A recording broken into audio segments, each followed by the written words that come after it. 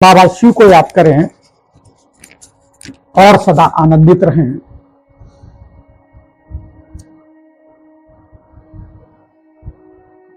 हमारे ज्योतिष के अनुसार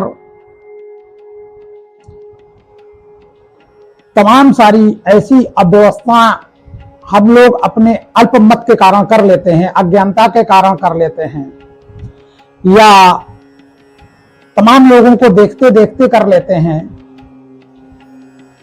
ग्रहों की भ्रमित स्थिति होती है, इस कारण से हम करते हैं, या तमाम लोगों के संपर्क में रहने से तमाम लोगों के तुक्के प्रयोग करते हैं। इससे हमारे मन मस्तिष्क और परिवार पर क्या दुष्प्रभाव पड़ता है, इस पर विशेष प्रकार का विश्लेषण आज किया जा रहा है। जो व्यक्ति हम देखते हैं कि दोनों हाथों में अंगूठियां पहने रहते हैं, कुछ कुछ लोगों को हमने देखा है कि कोई उंगली भी खाली नहीं है, यहां तक अंगूठे में भी चांदी के छल्ले या तमाम तरह के व्यवस्थाएं। कभी कभी देखा एक एक उंगली में दो दो अंगूठियां। आप लोग बिना किसी ज्योतिषी के परामर्श के पहनते हैं, जिसका प्रभाव क्या होता है। तमाम प्रकार के धागे पहनते हैं। आजकल तो धागे रंग बिरंगे आने लगे हैं, लाल भी पहने हैं, काला भी पहने हैं, पीला भी पहने हैं, सफेद भी पहने हैं, सब में जंतुर मंत्र सब बांधे हुए। इसका मानसिक स्थिति पर क्या प्रभाव पड़ता है, और लोग अपने बच्चों को भी पहना देते हैं। गले में कुछ, यहां तक कि गले में भी रत्न धारण करा देते हैं। अंगुली तो अंगूठी तो पहने ही पहने, गलों में भी तमाम लंगड़ फंगड़ बांधे रहते हैं। इसका हमारे मन मस्तिष्क पर क्या प्रभाव पड़ता है, बस इसको एक वैज्ञानिक दृष्टि से विचार करें कि जैसे तमाम प्रकार की दवाइयां हम खाते हैं, तो कोई दवा किडनी को इफेक्ट करती है, तो कोई किडनी को ठीक करती है, कोई हार्ट पर असर करती है, कोई रक्त पर असर करती है, कहीं ना कहीं कोई दुष्प्रभाव या प्रभाव डालते रहते हैं।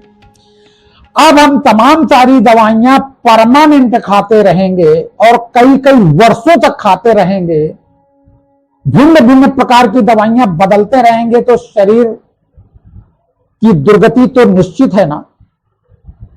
रिएक्शन होगा, उनके साइड इफेक्ट होंगे। जैसे कहा जाता है कि दर्द की दवाइयां ज्यादा खाने से किडनी पर असर पड़ता है। एक लोग हमारे पास आए थे जो पीजीआई में डॉक्टर हैं, वो सारा दिन मेहनत करते थे, थक जाते थे, तो पेन किलर रात को लेते थे और आराम से सो जाते थे।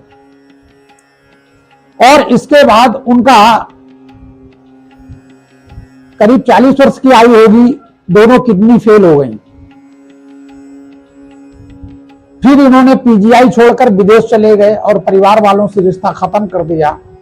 उन लोगों ने सहयोग नहीं दिया होगा, इस कारण से शायद, पूरी बात नहीं बताई, लेकिन विदेश चले गए, वहीं पर अपना जीवन यापन कर रहे हैं, या हैं कि नहीं वो ज्यादा मुझे जानकारी नहीं है। लेकिन कुल मिलाकर कोई भी चीज लंबे समय तक खाएंगे अकारण, तो उसका साइड इफेक्ट होगा। ऐसे ही गले में अंगूठियों के माध्यम से, रत्नों के माध्यम से, धागों के माध्यम से, कड़ों के माध्यम से हम परमानेंट दवा रात दिन प्रयोग करते हैं, यानी उसको पहने रहते हैं, तो उसका मानसिक स्थिति और शारीरिक स्थिति पर क्या प्रभाव पड़ता है। गंभीरता से सुने, ऐसा व्यक्ति विकृत मस्तिष्क का होता है। विकृत मस्तिष्क का मतलब पागल नहीं कह सकते, लेकिन जहां पर जो करना होता है वो व्यक्ति वो नहीं करता है। अच्छी चीज का विरोध करता है, कलेश का कारण बनता है। घर में अव्यवस्था की जिम्मेदारी उसी के ऊपर होती है, पूरी अव्यवस्था वही फैलाता है। चिल्ला चिल्ला कर बात करता है, और एक साधारण सी बात को भी चिल्ला चिल्ला कर बात करता है। एक परिचित हमारे एडवोकेट साहब हैं, वो घर में भी बात करते हैं तो इतनी जोर चिल्लाते हैं, बाहर वाले सुनते हैं। अब उनसे कहो कि भैया थोड़ा धीरे से बोला करो, घर में इस बात को लेकर बड़ा कलेश है। बच्चे भी विरोध करते हैं, बच्चे भी अपमानित करते हैं आपको इसी भाषा शैली के कारण। तो आप थोड़ा स्लो बोला करें, धीरे से बोला करें सामान्य बात को। तो वो कहते हैं हमें जजों के सामने चिल्ला चिल्ला के बात करनी पड़ती, तो वो आदत, देखिए अपनी गलती को छुपाने के लिए इस तरह से अपनी बात को कहते हैं। तो ये भी मैंने स्थिति देखी जिसके कारण उनका घर में अपमान होता है, लेकिन वो अपने स्वभाव को चेंज नहीं करते हैं और वो कई सारी अंगूठियां धारण करे हैं, उस पर भी नहीं सुनते हैं। जो ज्यादा अंगूठी या इस तरह का तंत्र मंत्र यंत्र धारण किए होता है तो कुछ चापलूस कैटेगरी का होता है। ऐसा व्यक्ति घर में भी लड़ता है और घर की लड़ाई हफ्ता भर चलती है। इसके बाद जब समझौता हो जाता है तो अपने अगल बगल में बैठक करना शुरू करता, वहां झगड़ा करा देता। या ऐसा व्यक्ति रिश्तेदार नातेदारी में फोन के माध्यम से कहीं ना कहीं इधर उधर की बात करता रहता है, जिसमें गृह कलेश की स्थिति पैदा होती है और अपमान की स्थिति पैदा होती है। ऐसे लोगों को देखा है, अगल बगल रिश्तेदार होते हैं तो भरी दोपहरी उनके घर जाके बैठ जाएंगे और दुनिया की चर्चा करेंगे, फिर उसमें झगड़ा होगा, फिर गुस्सा में रोग आके चले जाएंगे, फिर लौट के माफी मांगेंगे, फिर रिश्ते चालू हो जाएंगे, फिर वही स्थिति। हर चौथे दिन एक नई प्रकार की स्थिति तैयार होती है। ऐसे व्यक्ति न चैन से बैठते हैं, न किसी को बैठने देते हैं।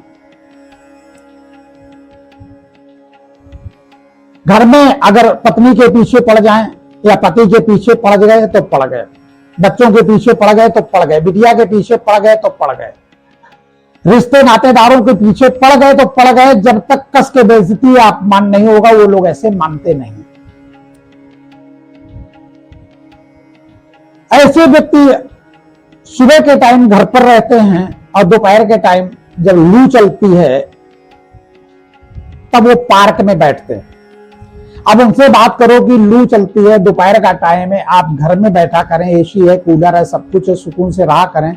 घर वाले चिंता करते हैं कहां चले गए, तो बोले दोपहर में खुली हवा तो लेते हैं कम से कम प्राकृतिक। अब इसका क्या जवाब है? काले हो चुके हैं, सूख गए हैं, लेकिन वो वहीं बैठेंगे। ऐसे व्यक्ति क्या करते हैं, अपने से छोटे तबके के व्यक्ति के साथ बैठे। छोटे तबके का जाति पात से लेना देना नहीं है। जो व्यक्ति कम बुद्धिमान होता है, बाय द वे वो अधिकारी हैं, तो अपने चपरासी के साथ बैठेंगे और जो झाड़ू पोछा करने वाला है उसके साथ वार्तालाप करेंगे। तो ज्ञान आप समझ सकते हैं हम क्या कहना चाहते हैं। कि इस तरह के व्यक्ति का बैठना उठना भी बहुत अच्छी जगह नहीं होता है। वो लोग जनरल मंचन की दुकान पे जाके बैठ जाए, कहो चाट की दुकान के बगल में स्टूल डाल के बैठ जाए। तो इस तरह की व्यवस्था पंचौरा करते रहते हैं।